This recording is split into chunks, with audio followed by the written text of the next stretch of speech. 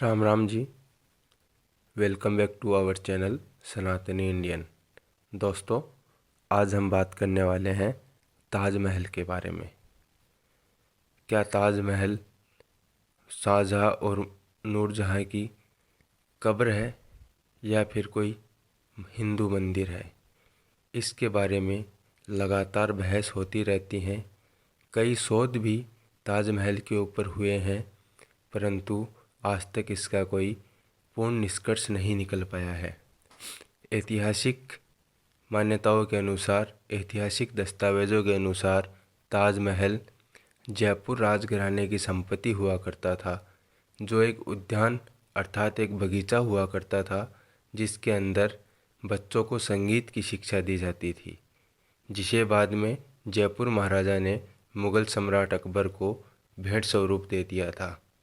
ताजमहल पहले तेजो महल के नाम से जाना जाता था, जिसे बाद में मुग़ल सम्राट शाहजहाँ ने इसे एक मकबरे के रूप में परिवर्तित कर दिया। कुछ वैज्ञानिक शोध यह बताते हैं कि ताजमहल का जो मुख्य गुंबद है, ताजमहल की जो मुख्य इमारत है, वो बाकी की जो चारों मीनार उसके चारों तरफ बनी हुई है, उनसे करीबन 500 से 600 साल पुराना है। अर्थात मुख्य गुंबद पहले बना हुआ है और बाकी की इमारतें चारों ये बाद में बनी हुई है। और यह कोई सामान्य कोई बात नहीं है, ये एक प्रमाणिक तथ्य है जो संगमरमर के पत्थर जो इन मीनारों और मुख्य गुंबद में लगे हुए हैं, उनकी कार्बन डेटिंग के बाद इसका पता लगाया है वैज्ञानिकों ने। आज़ादी के बाद जो भारत का इतिहास लिखा गया, उसमें ताजमहल को शाहजहाँ के द्वारा बनाई गई एक अप्रतिम कला का नमूना बताया गया, जिसमें शाहजहाँ और मुमताज़ के शवों को दफनाया गया था। परंतु यह पूर्ण सत्य नहीं है।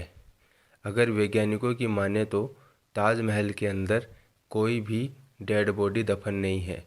अगर किसी भी मृत शरीर को संगमरमर के पत्थरों के अंदर रखा जाए, तो चाहे उसे हजारों साल तक भी रखा जाए, परंतु फिर भी उस मृत शरीर की हड्डियों का फॉस्फोरस जो केमिकल होता है, जो फॉस्फोरस का जो चूरा होता है, उसे नष्ट नहीं किया जा सकता है।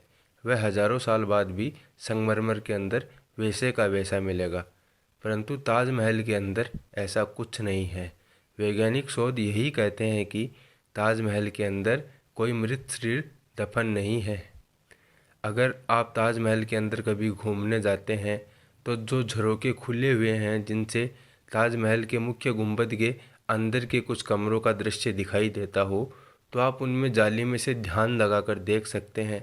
तो आप अंदर देख पाएंगे कि माता सरस्वती की प्रतिमाएं अंदर की दीवारों में कमरों में बनी हुई है।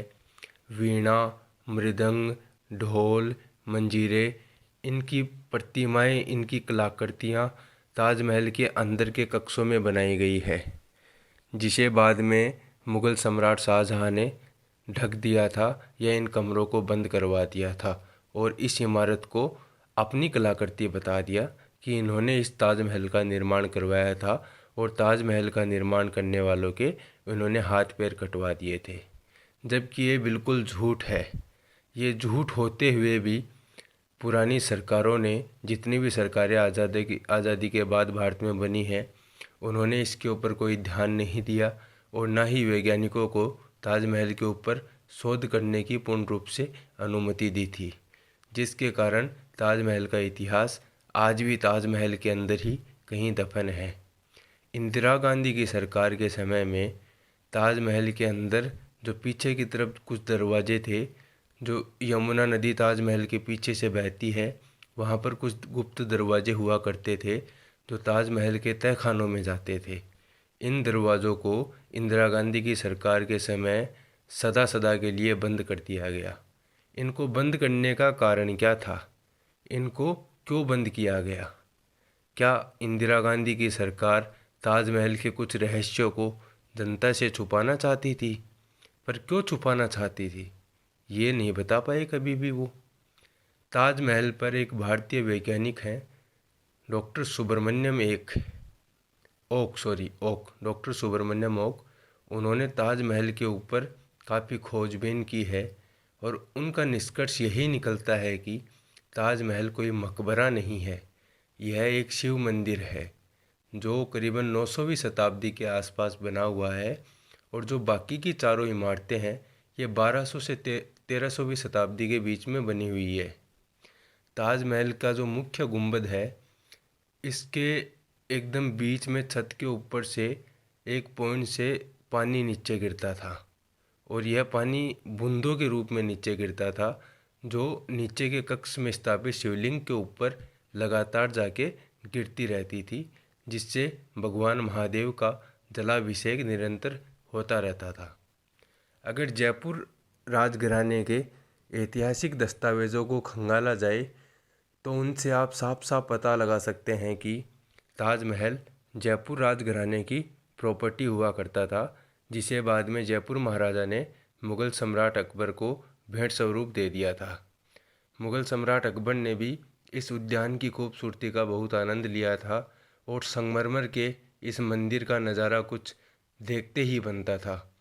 चांदनी रात में ताजमहल की सुंदरता और भी ज़्यादा खूबसूरत हो जाती है, जिसे अगर निहारना चाहो तो आप पूरी रात बिना थके निहार सकते हो। ताजमहल को कुछ वामपंथी इतिहासकार शाहजहां के प्रेम का प्रतीक मानते हैं कि शाहजहां ने अपनी पत्नी की याद में इस सुंदर इमारत का निर्माण करवाया था, जिसे आज मकबरे के नाम से भी जाना जाता है। परंतु ताजमहल कोई मकबरा नहीं है और ना ही शाहजहां कोई प्रेमी था। अगर कोई प्रेमी होता है, अगर सच्चा प्रेम कहीं पर होता है तो वो एक ही पत्नी से हो पाता है। शाहजहां की करीबन 10 से 15 से ज़्यादा पत्नियां थीं और उसके हराम में हज़ारों रखेले थीं। तो ये कहाँ का प्रेम हो गया। और जिस पत्नी की याद में इसको बनाया हुआ बताते हैं उस पत्नी की का भी पहले एक पति हुआ करता था, जिसे शाहजहां ने मारकर उससे दोबारा शादी की थी। तो ये कोई प्रेम नहीं था, ये पूर्णतया हवस थी। इसे आप प्रेम का नाम नहीं दे सकते। इसलिए ताजमहल कोई शाहजहां के प्रेम की निशानी नहीं, बल्कि भगवान शिव का पुराना मंदिर है, जिसे तेजो महल के नाम से जाना जाता था। अगर आज भी किसी को इस बात पर संदेह हो कि ताजमहल शाहजहां के प्रेम की निशानी है, यह एक मकबरा है या इसमें इन दोनों के शव दफन है, तो कभी भी सरकारों से रिक्वेस्ट कीजिए कि ताजमहल के ऊपर शोध करने की अनुमति वैज्ञानिकों को दे। इसका सारा रहस्य बिखर कर सामने आ जाएगा।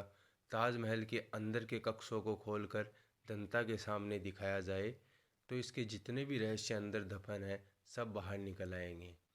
ताजमहल शिव मंदिर ही है और इसके अंदर आज भी नीचे वह शिवलिंग विद्यमान है, जिसे बाद में ऊपर से बंद कर दिया गया था। अंदर के सभी कक्षों को बंद कर दिया गया था, परंतु सत्य को आप कब तक छुपा सकते हो। सत्य कभी ना कभी तो बाहर आएगा ही। ऐसी ही है इस तेजो महल की कहानी, जिसे बाद में मुग़ल सम्राटों और वामपंथी इतिहासकारों ने बदलकर एक मकबरा मात्र का नाम दे दिया। आज के वीडियो में बस इतना ही। अगर आप ताजमहल के बारे में और भी ज़्यादा जानकारी चाहते हैं तो कमेंट में अपनी राय ज़रूर दीजिए। अगर आपको हमारा वीडियो पसंद आया हो